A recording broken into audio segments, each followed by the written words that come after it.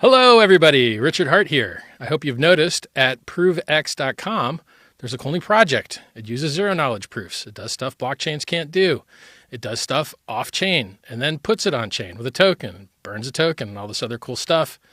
It's being given away for free to those that have sacrificed. What are they sacrificing for? Go check it out. I think that's like $8.5 million worth of sacrifices so far.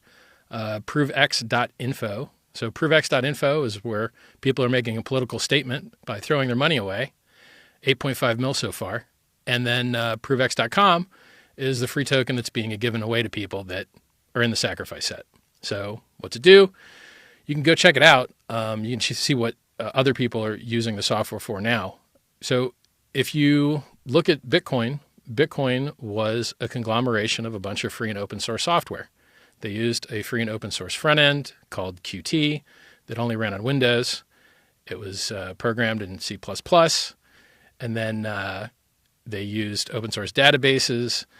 Everything's open source, right? So we stand on the back of giants. The breakthrough with Bitcoin was handing out tokens to on-ramp people for free.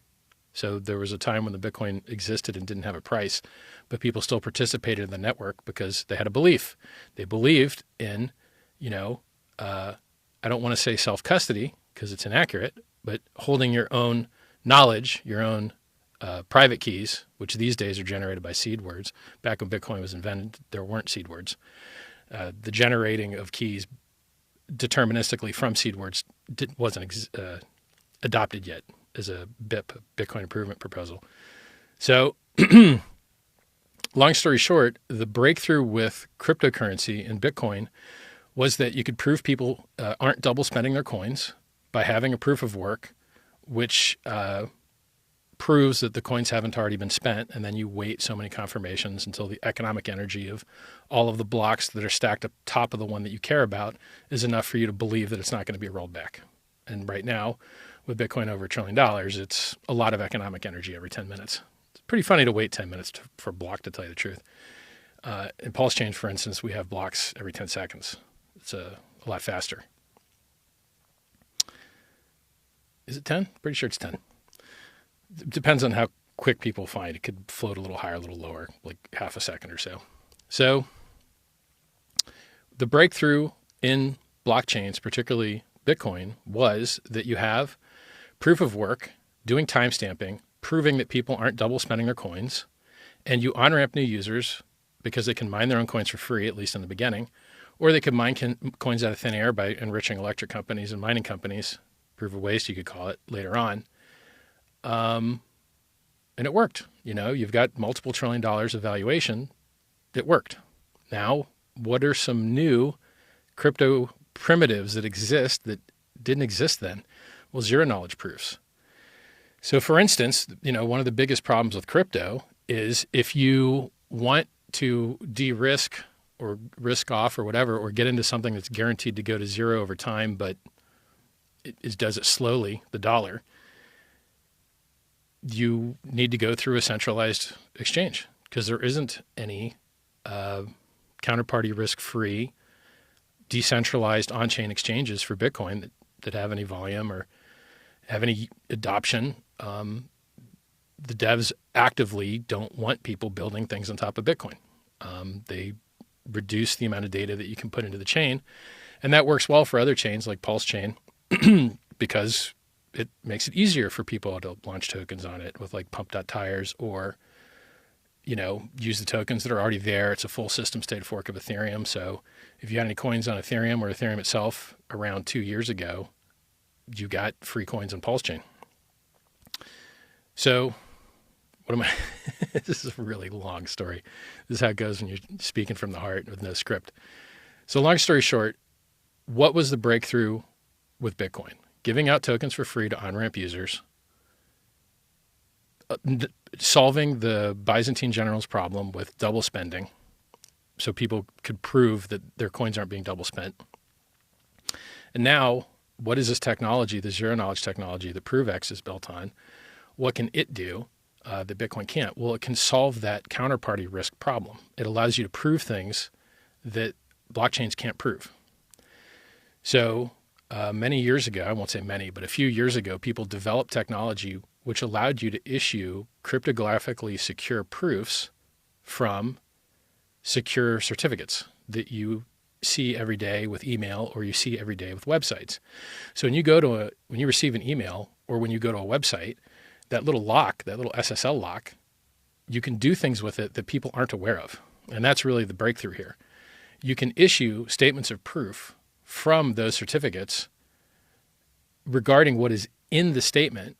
So if you go to a web page and it has an SSL certificate on it, you can prove that that server said that thing. And if you put it on the blockchain at that time, or at least no later than that time, and so you could solve a lot of other trust. So blockchains solve double spending trust and time stamping trust and when things happen trust, but they can't solve for you without this other technology that runs alongside them and makes them more powerful and can do things they can't do. So if someone, let's say you wanted to trade crypto without a disgusting middleman in the middle, say an exchange, the guys that get hacked, de-anonymize you, ruin your privacy, ruin your security, lose your coins, ask you a bunch of weird questions. It's the least enjoyable part of cryptocurrency. It doesn't need to be that way. You can trade directly with someone else. So the problem with trading with someone else is you have this issue of trust where, well, they say they sent the money. Did they send the money? They said this. They said they sent the. How can you prove they sent the money before you send your coins? Well, ProveX. ProveX allows them to sign a statement from an extension in their browser. You can do it other ways too, but this one's one way you can do it. That proves that they sent the money. And so, if two people perform a trade, and it's not just restricted to cryptocurrency exchanging, or is that even the right word? Basically, anytime someone wants to prove that they did something, as long as you trust the server that's issuing the proof. So let's say if someone said they PayPal'd you something, you could pull proof from the email they got from PayPal's email server or from PayPal's website itself. You could issue a cryptographically secure proof from either of those two things that showed that indeed this was paid. And because of the zero knowledge property, you don't have to declare any extra information. You don't have to show a screenshot, which could be faked, by the way, which is what's so interesting about this. So blockchain solve double spending, ProveX zero knowledge tech, and I prefer to brand it just ProveX because I'm not here to advertise zero knowledge tech. Just like Satoshi didn't advertise the database he was building on, and Satoshi didn't advertise the Qt GUI, graphical user interface software he used. He didn't advertise the cryptographic primitives that preceded his work. He wasn't out there advertising SEC P256K1 as a curve, right? He made a brand, and he promoted the brand, and the underlying tech that was underneath it, he didn't spend any time promoting that. And ProveX, I think, is kind of the same thing. The open software works. The open source software works. It's in production. People are using it today.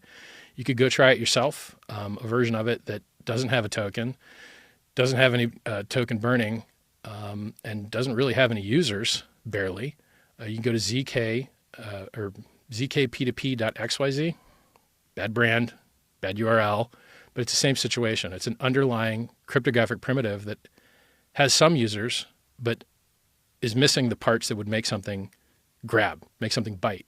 People like tokens because it gives them something to talk about that in some cases there's an advantage for them talking about.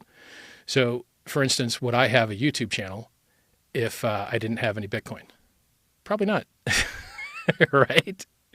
So when you are part of a network, when you're part of a movement, you're much more excited to talk about it if you get more vibe, more rewards, more enjoyment, more community, all the things people care about. Some people, gains, if there's a price for a thing. Bitcoin was around since before it had a price. The technology that ProveX is built on has been around, and it doesn't have a price. So it's cool. It's very cool. It's one of the few things in crypto that is new and innovative and doesn't have 1,000 competitors. With layer 2s, 1 million competitors, and the charts of all of them look like trash. With layer 1s, 1 million competitors, and the charts of the vast majority of them look like trash. It's very competitive.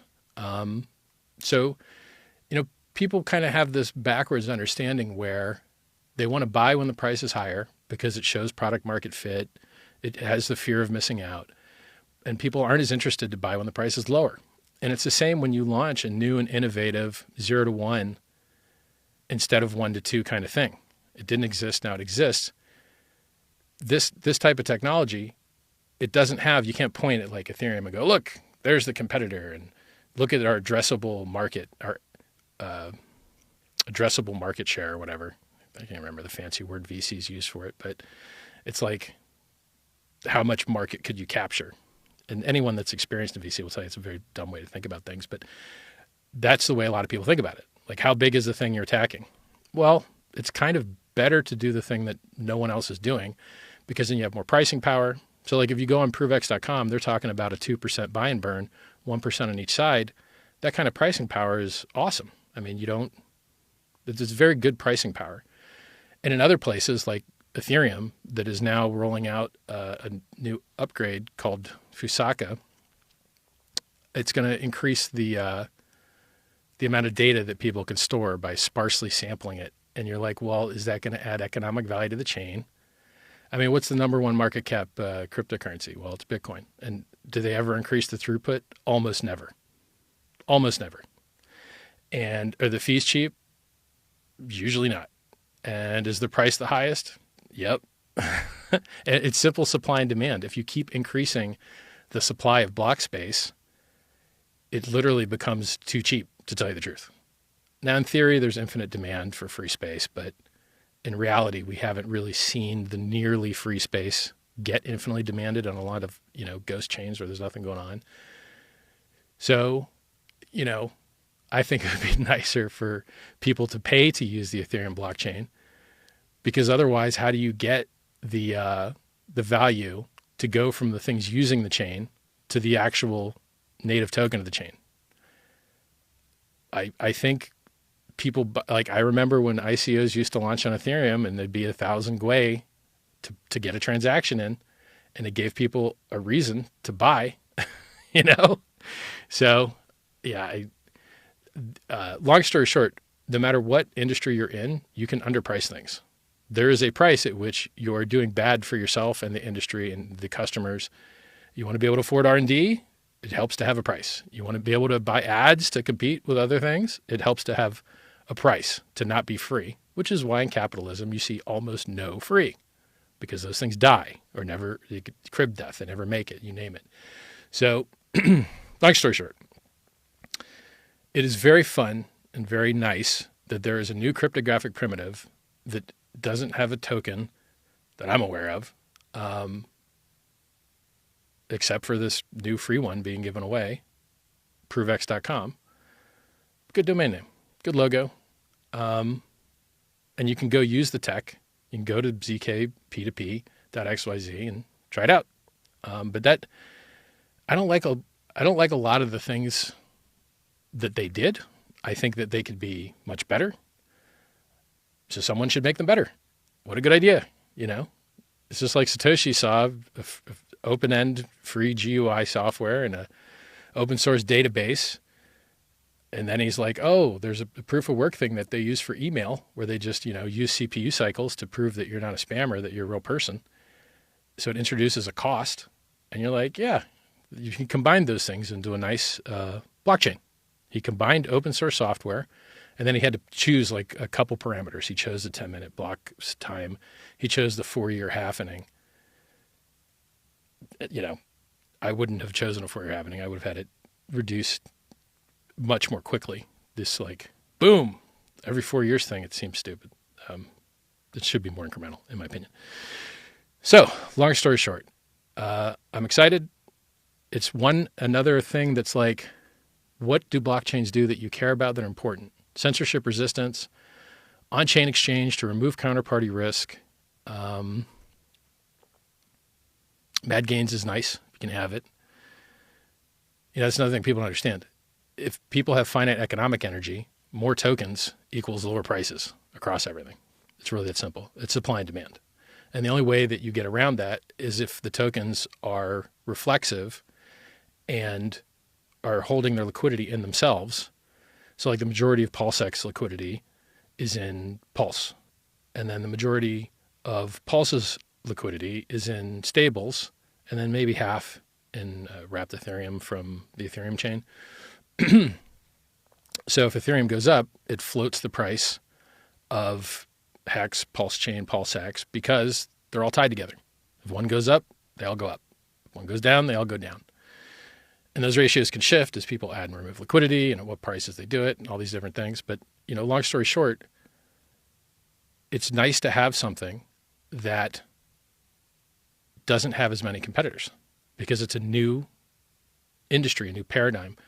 And it can't just solve proving statements about whether you sent a wire transfer, this, that, or the other, or whether you have this many Twitter followers, or whether you really matched with this girl on Tinder, or there's a lot of different things that you could prove if you wanted to, and no one's monetizing that.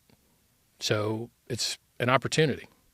Now it's a battle to get people to do things new, like to show them the new way, but we've proven that this community is good at showing people new ways of doing things, which is why there's hundreds of thousands of users using new things. I made Uniswap popular. Hex was the majority of liquidity and trading on that system for a few months in the beginning. I make a lot of things popular. Not your keys, not your coins. Downloading front ends so that you can't be attacked through what they call a infrastructure attack, but really it's just you're pulling dependencies in from other places you don't control, and then when they turn their code to be evil, like there's just another NPM exploit a few days ago. The son of Shah Halud, I believe it was called. And then before that, there was a Shah Halud infrastructure attack. But basically, if you care about secure software, you shouldn't be downloading dependencies. Dependency is just a fancy word for software you didn't build, but you need, right? Like Satoshi didn't build a database software. He pulled an off-the-shelf one. Ethereum didn't build a database software. They pulled an off-the-shelf one. And because they use multiple consensus clients, I think they've got multiple databases they use as well. So like Geth changed from LevelDB to RocksDB, and then it cut their RAM usage in half just by changing their database. It's pretty funny. People don't realize what goes into these things. They don't realize how the sausage is made. You kind of have to be pretty smart to know all the parts of the stack and know when abstractions are leaking. And it's funny, a lot of people producing secure software. So the guys at Anthropic pushed or used this fuzzing software called Slither. Actually, I'm not exactly sure if it's a fuzzing software because I haven't used it in so long. I haven't used it in like 6 years. 5 or 6 years since I've used it. But it's a security analysis software that looks for bugs in smart contracts. And so the Anthropic guys, Claude 4.5 AI came out, and then they ran a bunch of smart contracts through it, and they found 4.58 or something $1 million of exploits. And so I have this feeling that every time there's a new update with AI releases, that they're going to run all the blockchain code and see where the vulnerabilities are. And that's kind of going to be a race between the white hats and the black hats. Funny stuff. That's why it's great to work in this ecosystem or be a fan of this ecosystem, because we just do everything better. It's now, of course, we get no credit for it because everyone's a scumbag that only talks their own book. They only care about the tokens they bought. The token they bought is a world-changing thing, and anything that's a token that they didn't buy is a piece of trash scam. That's how it goes in crypto. So if you thought Apple versus Android and Ford versus Chevy were spicy, you should see coin you bought versus coin you didn't buy spiciness. It's very funny. I think my camera's heating up here. Hold on a second. Let me turn on the fan. Hopefully that makes the camera happy. Sorry if it makes a little buzz. When you're shooting an 8K, not that you'll see the 8K, but I've got it, it really heats up the camera. Yeah, it's funny if you pull back my YouTube videos from like 2017, about 8 years ago, the quality's amazing. Why? Because I do everything better. It's better mic, better camera, better lens, better everything, almost everything. So ProveX.com. Now, people wonder, why don't people in PulseChain and PulseX and Hex get any advantage over normal people in the ProveX sacrifice? Well, who knows? But I can make some guesses. If you were to, let's say you were to run up the price of something 1,000,000%, and then convert it into something else and be like, you know what? That something else has to also go up another 1,000,000%, can never dip, or I'm going to be mad at you. It's a pretty hard thing to handle. So what if instead, if when people sacrificed, there was less sacrificers, which means less potential sell energy? Or what if it did? What if you had sacrificed before the 1,000,000%? So if you sacrificed a thing before it ran up 1,000,000%, you'd have 1,000,000% less kind of sell pressure later, so to speak. So, I mean, the theory, and it's just a theory, no one really knows these things. No one really knows where the price is going to go. No one really knows psychology. You're making a lot of guesses. The theory is if people sacrifice things at lower numbers, it's much easier for them to be happy because it's much easier for it to go up because there's less sell pressure. So like part of the reason Hex went up 1,000,000%, in my opinion, is because there was less sell pressure because people were locking it up for years. And so in other systems where people don't have a locking mechanic to reduce sell pressure, you've got finite options available to reduce sell pressure. Less people could hear about it. So for instance, maybe it wouldn't be on other sites. So I looked around on PulseChain.com, PulseX.com, Hex.com. I didn't see any mention of ProveX. Interesting. And stupid, probably. It would be cool if that was on there, in my opinion. But it probably leads to less sacrifice and probably leads to less potential sell pressure if the token ever has a price. Now, I've seen similar launch mechanics for free and open source things with Hex and PulseChain and PulseX and Inc. And they all ended up with a price. And they all did multiples. Did PulseX do a multiple? I don't think PulseX did a multiple, but PulseChain did. PulseX might have day one. I have to go look at the chart. So I think fair is fair. I think more liquid things have more value than less liquid things. And I think that if people sacrifice things for cheaper than for higher, then whoever or whatever the future market looks like, it should have less sell pressure in it because there's less economic energy to start with. I think a lot of the reasons, it's funny, if you look at the coins that have launched recently, the charts have been terrible. They go up day one, they go down, and they go death forever. And I've seen this across every celebrity coin, every politician coin. It's wild. I believe part of a price chart shape is based on the number of people that will hear about a thing compared to the number of people that heard about it day one. And so if you front load all your energy onto day one, you're going to get one of those dumb looking charts that's just big spike day one and then people, just dies forever. We've seen it over and over and over and over and over again. I prefer to have a chart that doesn't look like that. So reflexivity. PulseChain, faster, cheaper, Ethereum. Same code. Check it out. Just some changes to make it faster and make it cheaper. So it has lower inflation by 25%. It has faster block times, 10 seconds instead of 12 seconds. Hex, time locking with very low inflation. Not as low as Bitcoin's. Not as low as PulseChain's. Definitely not as low as PulseX, which only burns, can never mint. And I believe ProveX is the same. It can only burn, never mint.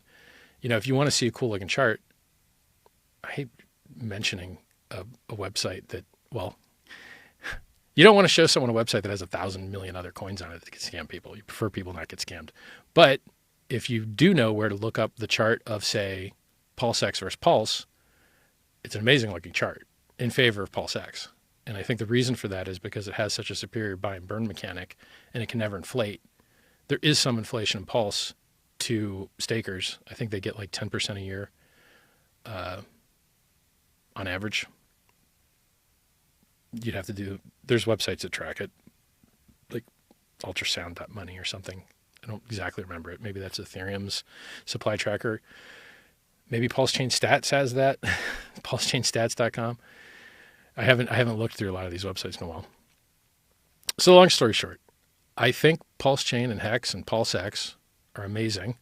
And I think all they need is some marketing. And I think having a cool new project that doesn't have as much competition as layer ones or DEXs can work well. Because if what you're trying to do isn't working, you have to rotate. If people were interested in what you had, they would have it already. You have to rotate your pitch. You have to try different things. So if you say this is to on-ramp new users to this thing, and then people check the chart and they don't like the chart, they're not going to like the new thing. If you say the new thing is to help all chains, amplify all chains, transcend chains, you end up with users that don't care to check other charts because it doesn't matter as much, because they're not, the reason the thing exists is on its own. What else? Yeah, some thought went into this stuff, my guess. So I think the chart of a thing that has decamillions of sacrifice is likely a lighter, easier chart to go up than a thing that has, say, a billion, just from a math perspective. What else? I got a bunch of questions from you guys. So that's just off the top of my head stuff. Paper, you see? You can print questions and you can answer them. The Richard Hout account on Twitter asked, hey guys, if I'm going to do a video, what do you want me to answer for questions? And here you go. Here are those questions. You've been tracking the Genius Act. What opportunities does its rulings open up? It lets you create a stablecoin and compete with other stablecoins. So if, for instance, you've got extra overhead or extra counterparty risk or extra smart contract risk from having to bridge, you could find a counterparty that wants to launch directly on your chain, which should reduce counterparty risk. But it's not active yet. So the legislation passed, but the things that it's not, the legislation passed, but it has a timer on it where it's not active yet. So people don't know that, and they just pretend that it exists. It doesn't really exist yet. It's on its timer to start at some point. How does having the most liquidity on PulseX versus Uniswap provide value to traders and secure PulseChain's position in the market? Well,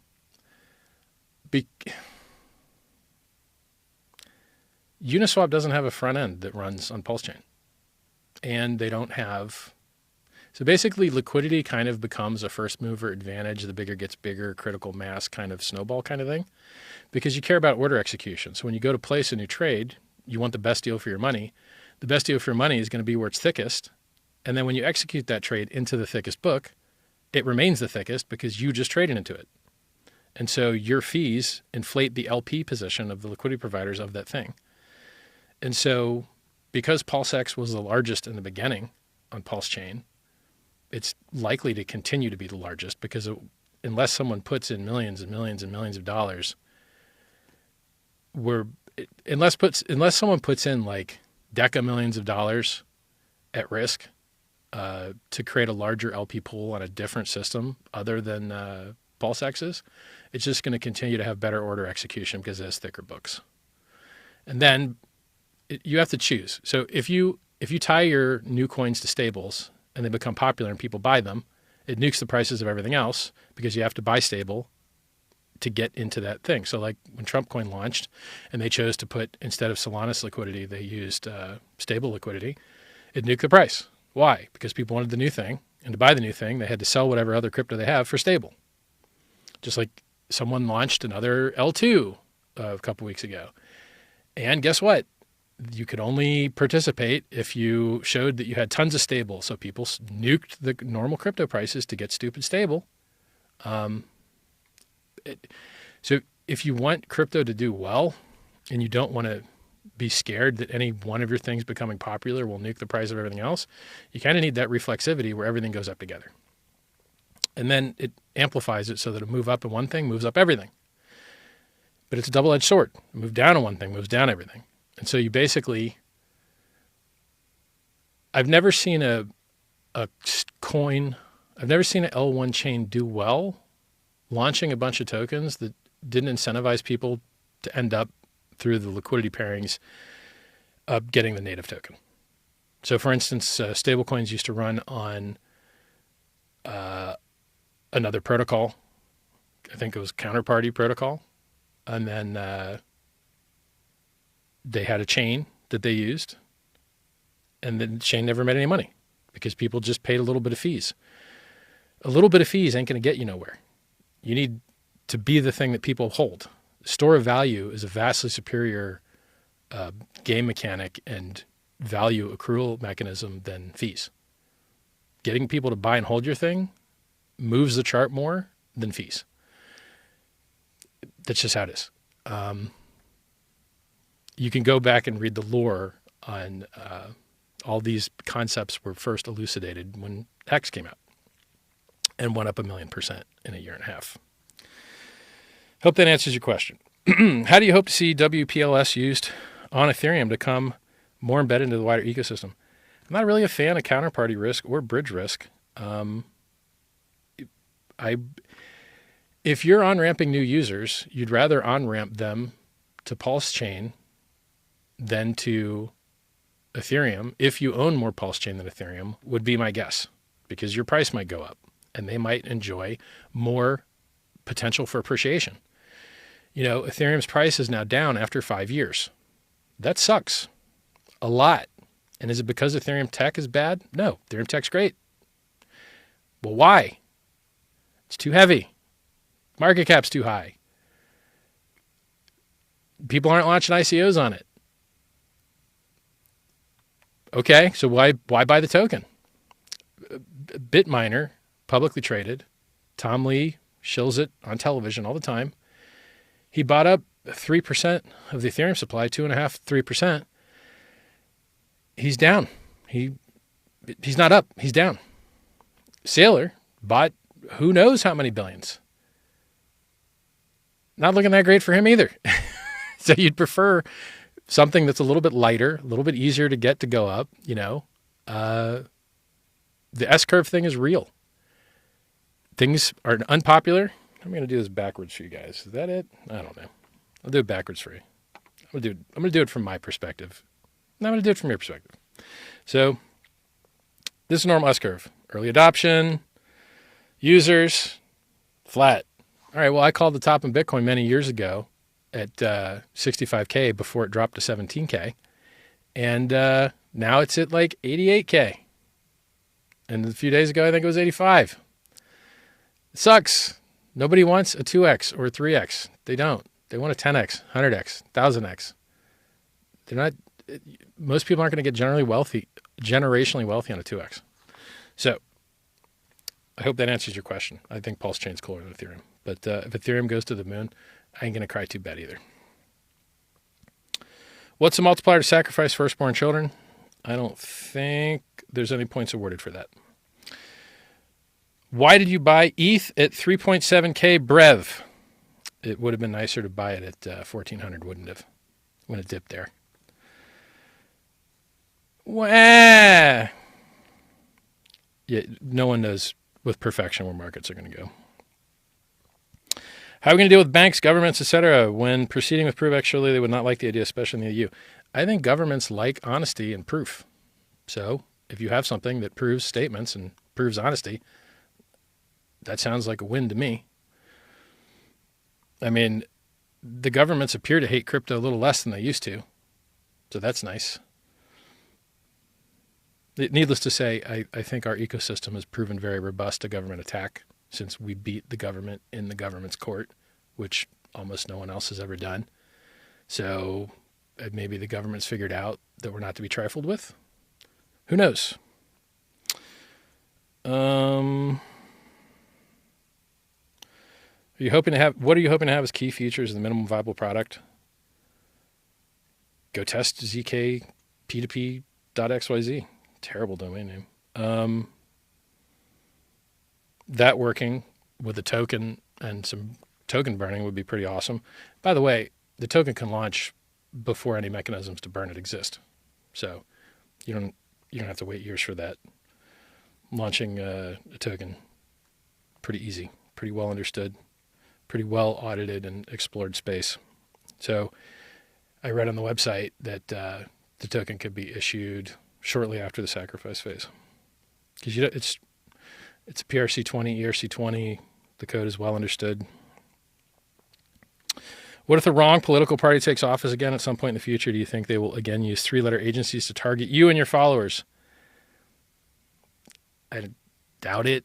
Didn't work out well for him last time, but who knows or cares? That's what this stuff's built for, censorship resistance, right?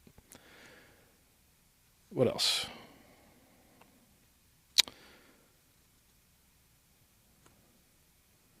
Theoretically, the protocol we're launched would have a banking partner already.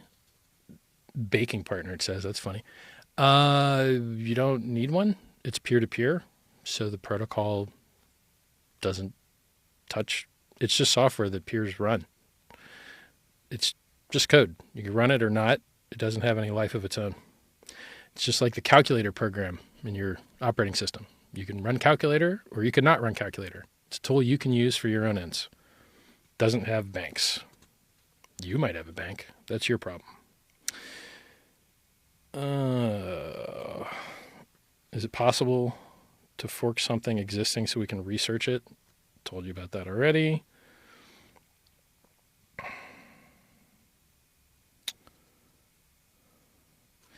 Some of these questions are hard to understand. The theory is OTC effectively. Please correct me if my understanding is incorrect. Does it rely on community providing a side to purchase? What would theoretically happen if the community didn't have enough sell pressure at one point? I don't even get this question. It's software that you run like a calculator. Just helps you do what you want to do with your life better. If you want to trade one thing for another thing, you can prove a statement that says that you did something, like paid. You can also automate the sending of coins to where you want to send them. Why does it burn 1IP, it says? You should go to the doctor, mate, or jerk off less. Why would your reason be to not let ProveX buy and burn be directed to, your guys' typing sucks, to PulseX? Why would you buy and burn the ProveX token instead of the PulseX token? The PulseX token is already rewarded by whatever liquidity.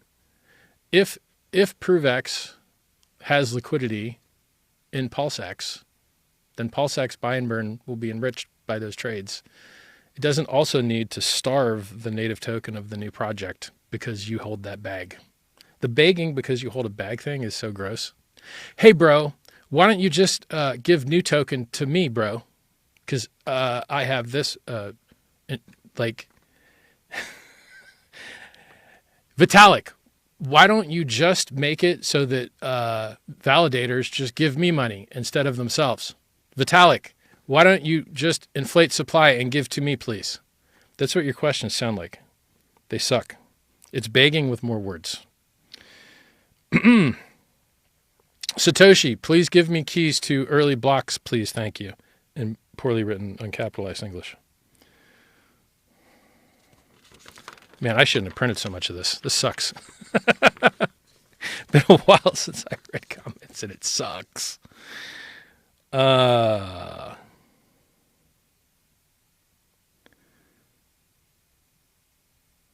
Please educate to me or translate that tweet for me. Oh, educate to you. Thanks, man. Best wrist, I'm going to say wristwatch because you just wrote watch. Best watch to buy with a $50,000 budget. Don't buy watches. Dumb. As a person that has bought lots of watches, I can tell you there's better things to do with your money. The only people that like watches are other guys. So if you need other guys to like you more, you can buy watches. When When you live stream, you should use a clearly obvious AI version of yourself for the first 5 to 10 minutes just to mess with everyone and play into the theories and conspiracies. All of you guys that say I'm not here can kill yourselves. Okay, take that back. Don't kill yourselves. I extremely do not like being gaslit in that I do not exist. And the things I say, I don't say. It really bothers me. And if you are intent on telling me that I don't exist and that I'm actually AI, block yourself on my behalf, because I really dislike it. I do exist, and I like the things that I say. Thank you. You're really smart. Did you go to college? Also, you have a lot of common sense. What city did you grow up in? Fort Lauderdale, Florida. And I went to school in Davie there. And I went to community college, and it sucked, and I quit. Thank you for the kind words. Everything you want to learn, it's on the internet now.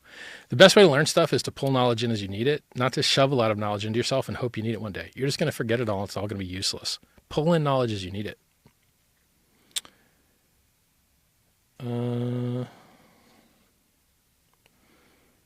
Rebuild trust. Let's talk about rebuild trust. Go look at the charts that you guys made with your selling, okay?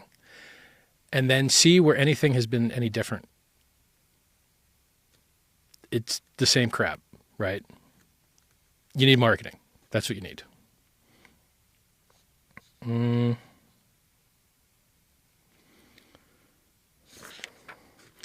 We miss you and love you lots. Thanks. Is the 4-year cycle come to an end? I sure hope so. I sure hope so. But even if it doesn't, you've got so many conflicting things. Everyone got, the government froze. That's not a word, froze. The government froze, and then people didn't get paid, and then they had to sell what they had to survive, and a lot of people work for the government, and the prices of stuff people bought crashed, and the markets for stuff got frozen, and they just now today decided to turn off quantitative tightening, so I hear, at the Fed of the United States. And so a lot of those things, and Mr. Bitminer, Tom Lee, hasn't gotten his 5% of Ethereum he wants to buy yet. He's only about halfway done. He's got 850 million sitting in cash, so I hear, currently. So you've got a lot of things that are positive. And then you've got a lot of things that are negative. You've got like S-curve crap and some DAT sold instead of bought. These digital asset treasuries, DAT plays. And it's hard to call it, and you always have 40% dips. And so, Ethereum not too long ago was 1,500.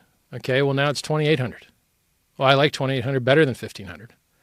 So even if it's like flippity floppity, it's still making much higher lows. If you look at the chart, it's still up and to the right. So I think that, so what, either it keeps dumping and you get your 4-year crap cycle, and then it's over after 364 days if it makes the fractal of the last 2 times it did it, or you don't get it this time because the only people that are in it are institutional money and they own all the coins and retail's not really here, which is why there's no search volume. In which case, maybe you don't do the 4-year dippity-do, whatnot. So it's hard to predict. I hope that people rotate out of Bitcoin into Ethereum and into PulseChain, ProveX, you name it, PulseX, Hex, Pulse. I'd like to see those things happen. But in the end, you do the best you can. You do what you know works. And then if it works, wonderful. And if it doesn't, you gave it your best. A lot of people say they've tried everything and they haven't tried anything, So I'm happy to see things happening. Like the charity in the United States is sitting on, I don't know, soon to be 1 million tablets that they're going to figure out how to distribute. As soon as they figure out a way that works better than the way they tried previously, they sent 100K out to random people. It didn't work. Well, that's expensive. You'd rather do it a way that works. So you rotate, you try things differently. You just keep trying. And then at some point, you're what's left. And everyone else has fallen by the wayside and disappeared and aren't talked about and aren't doing live streams and aren't releasing new technology and aren't doing new and awesome things with no competitors. We're doing it better. It just takes a little time. By the way, Bitcoin doesn't have an on-chain exchange and hasn't for 15 years. PulseChain does, right? So like the stuff we have is better than what Bitcoin has. If you keep doing the right thing, it should become more valuable than it in a world where the better stuff gets rewarded. And in a world where it doesn't get rewarded, you should still be a lot higher than you are now, in my opinion. I don't have a crystal ball. I can't, predict prices. I don't make forward-looking statements very much, particularly on things that I've founded. Basically never. Like I don't make forward-looking statements just because the stuff's good enough on its own. You don't have to like make unqualified guesses that no one can know the answer to. I know that if you have better tech and you do marketing and there's more potential, that's about all you can ask for. And we do have better tech and we do have more potential. And where's Satoshi's video? He's not doing one. I'm doing one. So, man, it takes a lot of time to read your guys' questions. My God. All right. So, long story short, ProveX.com, ProveX.info, Hex, PulseChain, PulseX. You just more things keep integrating in the stack. You've got on-chain exchange. You've got time-locked value storage. You've got consensus network that's higher throughput, lower fees. Now you're going to have new technology nobody else has. Nobody else is tokenized. Nobody else has that much pricing power. Cool stuff, right? And then eventually you run out of things to build and you just have more than enough and you're just waiting for the tinder to hit. When I say tinder, I don't mean the website. I mean the kindling, the stuff that creates a fire. If you have all that infrastructure, if you have all the greatness, if you've had a bunch of weekends get shaken out, if it's the bottom, if everything's nuked, right? I think it amplifies potential. So I really think that this ecosystem just needs a little marketing. That's it. It's better than so many other things. Really, really, really good stuff. Yeah. Well, I hope you've enjoyed the video. I'm sweating. My camera's sweating. And I hope to talk to you soon. I'm excited. I think that I feel good knowing that I am doing the best that I can do. And I think if you do the best that you can do for long enough, the world will yield to you. The world is bendable to your wishes if you try hard enough. It's one of the cool things about the time that we're in, Anyway, see you guys. Talk to you soon.